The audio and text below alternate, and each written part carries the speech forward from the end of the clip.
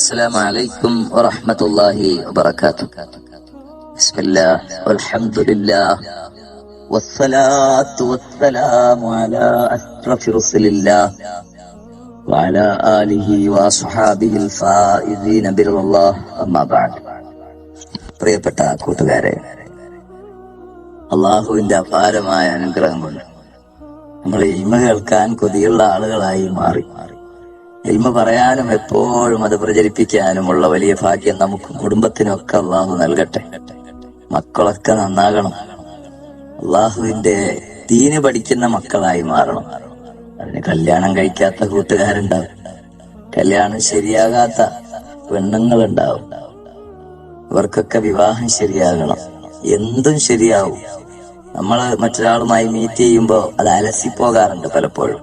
വിവാഹ ആലോചന നടത്തി പെണ്ണ് കാണാൻ വരിക, പെണ്ണിനെ കാണാൻ പോവുക, അവിടെ എത്തുമ്പോൾ അത് അലസിപ്പോവാണ്. ഒന്നുകിൽ നമ്മുടെ മനസ്സ് ശരിയില്ല, അല്ലെങ്കിൽ അവർക്ക് ഇഷ്ടപ്പെട്ടിട്ടില്ല, അല്ലെങ്കിൽ ചുറ്റുപാടുകൾ എന്തോ ചർച്ചയിൽ ഉരുത്തിരിഞ്ഞി വന്നില്ല. അങ്ങനെ ഏത് കാര്യവും പകുതിയിലായി പോവാം. ഒരു ജോലിക്ക് വേണ്ടി അന്വേഷിച്ച് ചെല്ലുമ്പോ അവിടെയും നമ്മെ ഇഷ്ടപ്പെടുന്നില്ല, അല്ലെങ്കിൽ നാം ഉദ്ദേശിക്കുന്ന ജോലിയിലേക്ക് എത്താൻ നമുക്ക് കഴിയുന്നില്ല. ഇങ്ങനെ ആളുകളെ കണ്ടുമുട്ടുമ്പോൾ, ഇന്റർവ്യൂവിന് പോകുമ്പോ, അല്ലെങ്കിൽ ഒരാളെ നമുക്ക് കടം ചോദിക്കാൻ നമ്മൾ പോകുമ്പോൾ അതെങ്ങനെ എക്സ്പ്ലെയിൻ ചെയ്യണമെന്ന് അറിയുന്നില്ല. അയാളുടെ മനസ്സിലേക്ക് നമ്മൾ പറയുന്ന നമ്മുടെ അത്യാവശ്യം അയാൾക്ക് ബോധ്യപ്പെടുന്നില്ല. ഇങ്ങനെ പലതും ഉണ്ടാവും. നമ്മൾ ചോദിക്കുമ്പോ എടുത്തു തരാനുള്ള ഒരു തോന്നൽ അള്ളാഹു ഇട്ടുകൊടുക്കണ്ടേ? നാം ചെല്ലുന്നിടത്ത് നാം സമീപിക്കുന്ന അധികാരികൾ നമ്മോട് മയത്തോടെയും അനുഭാവത്തോടെയും അനുതാപത്തോടെയും ഒക്കെ പെരുമാറണമെന്നുണ്ടെങ്കിൽ, നമ്മളോട് ആദരവ് തോന്നാൻ വേണ്ടി നാം സമീപിക്കുന്ന അധികാരികൾ അല്ലെങ്കിൽ വ്യക്തികൾ, നമുക്ക് ആവശ്യമുള്ളവർ നമ്മോട് അനുഭാവത്തോടെ പെരുമാറാൻ, അവർക്ക് നമ്മോട് ആദരവുണ്ടാകാൻ എന്താ അവസ്ഥ ചെയ്യേണ്ടത് എന്ന് ചില ആളുകൾ ചോദിക്കാറുണ്ട്. നമ്മളൊരിടത്ത് പോകുമ്പോൾ നമ്മളെ ഇഷ്ടപ്പെടാൻ, നമുക്ക് ആ കാര്യം അവർ ചെയ്തു തരാൻ, ഓഫീസിൽ പോയാൽ അവർക്ക് സമയമില്ല, തിരക്കാണ്, നാളെ വാന്ന് പറയാതിരിക്കാൻ, നമ്മൾ ചെല്ലുന്നിടത്താ പോയി ചെലവ് ചെയ്ത് മണിക്കൂറുകൾ യാത്ര ചെയ്ത് എത്തിയ സ്ഥലത്ത് നിന്ന് നമ്മൾ നിരാശരായി മടങ്ങാതിരിക്കാൻ മതി. ഈ ആമുഖത്തിന്റെ എക്സ്പ്ലെയിൻ ഒന്ന് വർദ്ധിച്ചോ എന്നൊരു സംശയമുണ്ട്. എന്നാ ഞാൻ വിഷയത്തിലേക്ക് വരാം. ഇവിടെ മറ്റുള്ളവർക്ക് നമ്മോട് ആദരവ് തോന്നാൻ മൊത്തത്തിൽ നാം വീട്ടിൽ നിന്ന് പുറത്തിറങ്ങുമ്പോൾ ഈ സൂറത്തിനെ 3 വട്ടം ഓതിയാൽ അവനെ എല്ലാവരും ഇഷ്ടപ്പെടും. അവനെ വേണ്ടാത്തവരാരും ഉണ്ടാവില്ല. ദിവസവും ചെയ്യാം, അല്ലെങ്കിൽ ഒരിടത്തേക്ക് പോകുമ്പോ പ്രത്യേകമായി അത് ചെയ്യാം. ഒരു ഓഫീസിന് മുന്നിലെത്തിയാൽ അതിനകത്ത് കടക്കുന്നതിന് മുമ്പ് ഒന്ന് ചൊല്ലി ഈ വിദ്യ ചെയ്യാം. ഈ സൂറത്തിനെ 3 വട്ടം ഓതി എന്നിട്ട് ശരീരത്തിലേക്ക് ഊതുക. കൈക്കും ഊതുക, കയ്യിലൂതി മുഖത്ത് തടവാം. അങ്ങനെ അകത്തു പോയാൽ അവന്റെ മുഖം കാണുമ്പോ തന്നെ സലാം വെക്കും. അവന് ഏത് കാട്ടുജീവിയായാലും അവനെ ഒന്ന് നോക്കും, അവനോടൊരു ദയ തോന്നാൻ അള്ളാഹു അവന്റെ മനസ്സിൽ എന്തെങ്കിലുമൊക്കെ ചെയ്യും. സൂറത്ത് ഏതാണ്? സൂറത്തുൽ അലഖ്.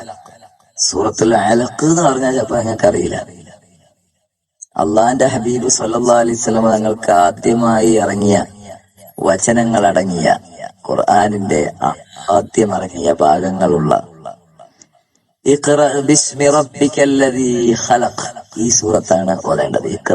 ഇഖ്റ ബിസ്മി റബ്ബിക്കല്ലദീ ഖലഖ്. ഇതിനെ 1 വട്ടം ഓതി തന്ന് ഞാൻ എന്റെ വോയിസ് അവസാനിപ്പിക്കുകയാണ്. ഈ സൂറത്തിന് സൂറത്തുൽ അലഖ് എന്നാണ് പേര്.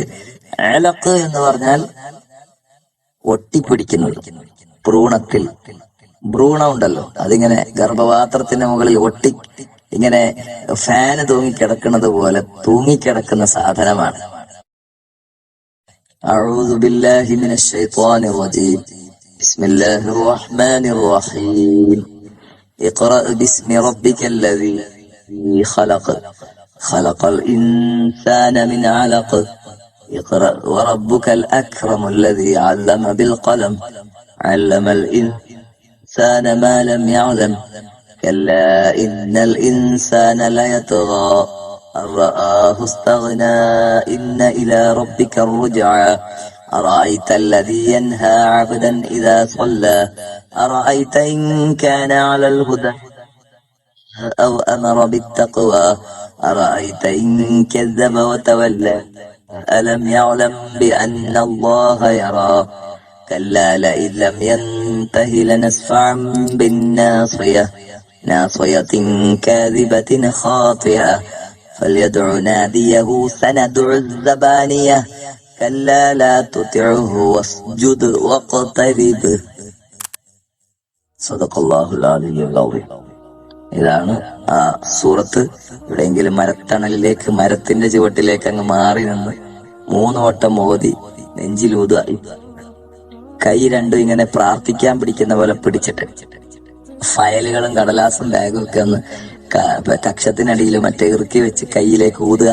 ആ കൈ കൊണ്ട് മുഖം തടവി 3 പ്രാവശ്യവും ചൊല്ലി ഓരോ പ്രാവശ്യം അങ്ങനെ ചെയ്യാം. അല്ലെങ്കിൽ 3ഉം കൂടെ ഓതിക്കഴിഞ്ഞ് ഒന്നായിട്ട് ഊതി തടവിയാലും കുഴപ്പമില്ല. അങ്ങനെ പെട്ടെന്നൊന്നും നാവിന്നതിന്റെ വർക്കത്ത് പാറിപ്പോവില്ല. ഖുർആൻ ഓതിയതിന്റെ ആ ചൂടും കാറ്റും നനവുള്ള ചെറിയ തുപ്പുനീരൊക്കെ ആയിട്ട് മുഖത്ത് തേക്കുമ്പോഴാണ്. തുപ്പിയിട്ട് തേച്ചേക്കരുതിന്. ചെറുതായി ഊതുമ്പോ ഒരു നനവൊക്കെ തെറിയുമല്ലോ, അതാണ് ഞാൻ ഉദ്ദേശിച്ചത്. അങ്ങനെ മുഖം തടവി ഒരാളെ സമീപിച്ചാൽ അയാൾ നമ്മോട് വളരെ ആദരവോടെ പെരുമാറുന്നതായി കാണുവാൻ സാധിക്കും. അള്ളാഹു നമ്മയൊക്കെ ആ നിലയിൽ ഖുർആൻ കൊണ്ട് എല്ലായിടത്തും വിജയിക്കുന്ന ആളുകളിൽ പെടുത്തട്ടെ. ഖുർആൻ എപ്പോഴും അള്ളാഹുവിന്റെ പ്രീതി ആഗ്രഹിച്ച് ഓതണം കേട്ടോ. ഇങ്ങനെയുള്ള ട്രിക്കുകൾ മാത്രമായിട്ട് ഖുർആൻ എന്തോ ഒരു മന്ത്രത്തിന്റെ ഒരു കാര്യം മാത്രമാണ് അതിനകത്തുള്ളത് എന്ന ചിന്തയും പാടില്ല. അതേസമയം വെറും ഓതാനുള്ളത് മാത്രമല്ല, മന്ത്രവും ഉണ്ട് എന്നും വിശ്വസിക്കണം. വെറും ഓതാനുള്ളത് മാത്രമാണ് മന്ത്രമല്ല എന്ന് പറയുന്ന സലഫികളെ പോലുള്ള ആളുകളുടെ കൂട്ടത്തിൽ പെടുകയും വേണ്ട. അള്ളാഹു നമ്മുടെ ഹിദായത്തൊക്കെ നിലനിർത്തി തരട്ടെ. ദുനിയാവിലെ ആഖിറത്തിൽ അള്ളാഹു നമുക്ക് എല്ലാ കാര്യങ്ങളും എളുപ്പമാക്കി തരട്ടെ.